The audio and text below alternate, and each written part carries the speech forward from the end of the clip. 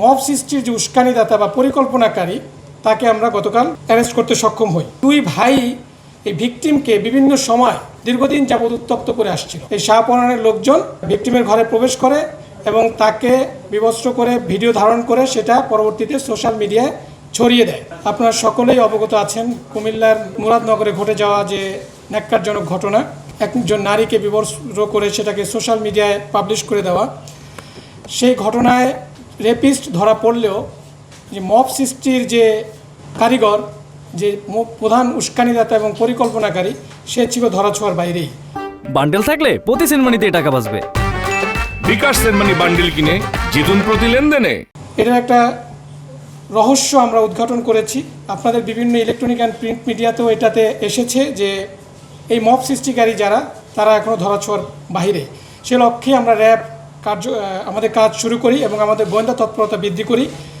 এবং তারই প্রেক্ষিতে গতকাল আমরা এই মব সৃষ্টির যে উস্কানিদাতা বা পরিকল্পনাকারী তাকে আমরা গতকাল অ্যারেস্ট করতে সক্ষম হই।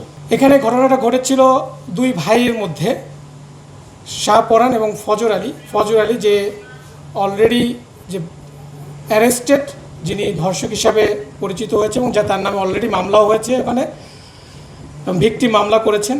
সে ধরা পড়লেও দেখা গেল যে মবটা যারা করেছে, যারা এই সোশ্যাল মিডিয়াতে এই ভিডিওটাকে ভাইরাল করেছে, তাদের কয়েকজন ধরা পড়লেও এটার যে উস্কানিদাতা তিনি ধরা পড়েননি।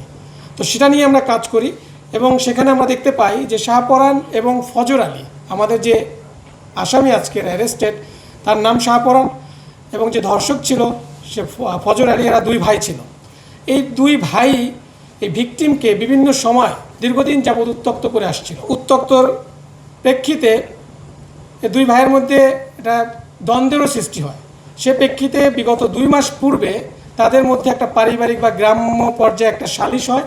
সেই সালিশে এই ফজর আলী ছিল বড় ভাই এবং শাহপরান ছোট ভাই।